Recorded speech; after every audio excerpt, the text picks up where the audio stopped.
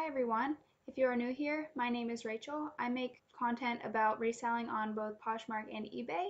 And if you don't follow me on Instagram, you can go ahead and do that. My Instagram is simply_rs. And today I'm going to talk about 5 reasons why you might not be making as many sales on Poshmark as you would like to be making. So I'm going to go from the most obvious to the least obvious, and then I'm going to give you about 5 ways that you can fix that and maybe pick up your sales a little bit.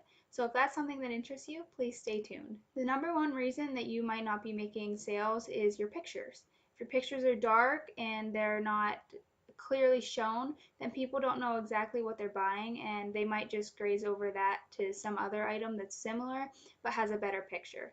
So what I use a mannequin, and I don't even have a fancy light kit. I just throw it on the mannequin on like a blank wall and put it up.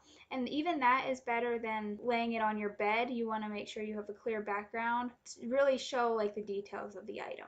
The second thing that might be wrong with your closet is sharing. I know that Poshmark is huge on sharing, and you've probably heard this 100 times, but like, you have to share. There's a big debate right now about whether you should community share or whether you shouldn't. Personally, I don't. I mean, every now and then I do, but like, that's not my main way of sharing. I share my own closet and my own listings, and that's it.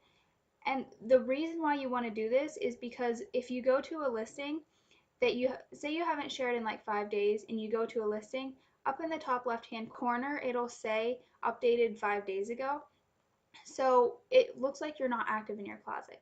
When I'm shopping, I look at the person's first listing and see how long it was updated ago to see if they're active, because a lot of times they aren't active and then they won't ship your item.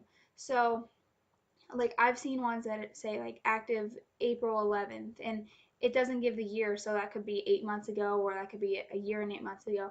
You don't know. So I like to find the ones that are updated like daily or like within the last week. If they're updated within the last day, I know that they'll answer my messages if I have any about the item and so forth. So that is my main reason for sharing. Like, I don't share to I do share to get exposure to my items, but that's not the only reason. The other reason is just so it looks like I'm active, and when people come to my closet, they see, oh, they shared 2 hours ago. They're really active on here, and they'll ship my item. They might even ship it the same day. So I think that's the number one reason you should share. The third reason is stale listings. Now, stale listings just means they're caught in all the other listings. They're not showing up anywhere. They're just, they're not getting any movement. So you should relist these items. Poshmark swears that you don't need to relist items, but it's proven by so many people that when you relist items, you make sales. What I do is I go to my closet, sort from just in, go all the way down to the bottom before my sold listings, and those are the oldest listings that I have in my closet. So I think a good goal would be to relist like 5 of those a day, like the 5 ones at the bottom a day. That way you just like keep moving up in your listings, like they're not as old, and you like refresh them per se, and then they'll be showing up in the search results, and they'll be showing up in just in and things like that. Many people have found luck with relisting for a higher price and selling at that higher price. So if someone sees that it's just in, they're more likely to buy it than something that's been there for like 3 years or something like that. So you really need to have fresh listings and keep updating your closet, and that again, that'll make you look more active as well. The fourth reason you might not be making sales on Poshmark is you're selling bad stuff. I know that's obvious, but it's just how it is. You're selling crap. I can tell you from personal experience that if you have a closet that is not stuff that you want to sell, then you will not sell it. And in a minute, when I talk about the fifth point, I'll talk about my personal experience actually yesterday with this and how I have already improved it. So selling stuff that you don't think anybody, or you don't want to sell stuff that you're not happy with selling and you're not excited about selling. Like something that's really old and, kind of, it has some flaws and it's not that good of a piece anyway. And you're like, oh, maybe someone will want this. I found that you better off just getting rid of that. Like, you don't want to sell it, and people can, it just kind of seems like people can tell when you don't want to sell something. So get rid of the bad items. That is my biggest tip for today because I have a huge personal experience with that. Which brings us to our fifth point, closet dynamics. Now, I am going to tell you a story about my experience with this. Um, I take everything that someone gives me to sell. Like, my mom will clean out her closet, she'll give me everything to sell. I'll sell everything out of my own closet, things like that. And so it just kind of got to the point where I was selling like $5 things on Poshmark. And you know, if you sell $5 things, shipping is still $7.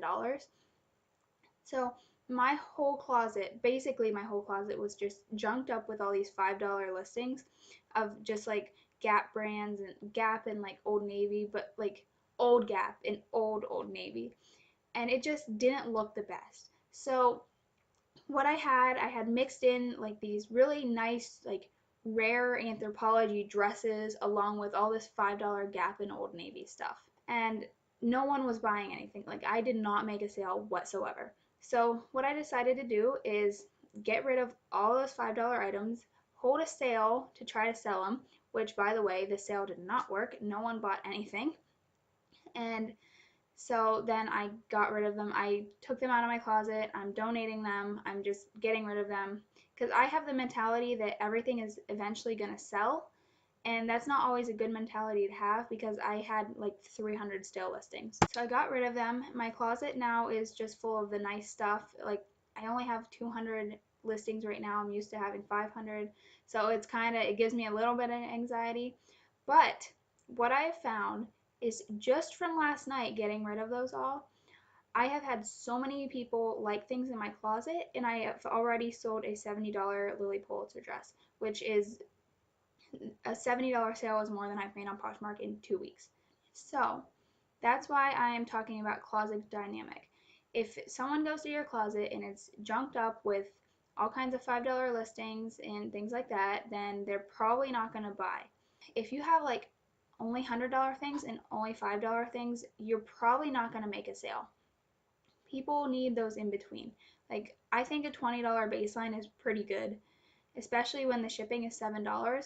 That way they feel like they're not paying more on shipping than they are on the actual item, and there are things that they can actually afford. Getting rid of your bad items and closet dynamic go hand in hand. Personally, I know it works. I can't believe how many likes I got this morning on items that I've never gotten likes on before. I mean, they're good items, but it's just I got rid of all that junk in my closet, and now my closet, I think, looks really nice and mature, and like, I care about what I'm selling. So now I'm just going to give a few suggestions on what you can do to help out your closet a little bit. The most obvious is new pictures. So take pictures, like, take them in natural light. Take a blanket, take a white blanket, and go outside when it's sunny and take some pictures there. It makes a huge difference. And Poshmark also, like, they know when you change your pictures, and it boosts it up a little bit. The second one is to relist. Now, I already talked about this. Just pick like 3 or 4 items, or 5 or 10, however many you can handle, and go sort by just in, go all the way down to the bottom, and relist the last 5 items that are the oldest. And then see if that makes a difference, because usually I get a ton more likes as soon as I relist something, and a lot of times it can result in a sale. The third thing is sharing. Now, I already talked about this again. You want to share so that your closet looks fresh and people know that you're on, you can answer questions right away, and that you're active, because people would much rather buy from an active closet than they would a closet that hasn't had any activity since last April. My fourth tip is sell like you're a buyer. So look at your closet as if you want to buy something from your closet. Is it appealing? If it's appealing, then you're probably doing a good job. But if you go into your closet and you're as thinking as a buyer, and you're like, well, I wouldn't buy from this, I don't know what this stuff is, like this is crap, then you're probably not going to make a sale. That is my biggest tip. You need to sell like you're a buyer. Okay, so those are my 5 reasons and my 4 tips. I hope these help you out. Let me know if you have any reasons why you weren't selling, like personally, from your own personal experience down in the comments. And don't forget to give this video a thumbs up. And please don't forget to subscribe for future videos. Thanks for watching.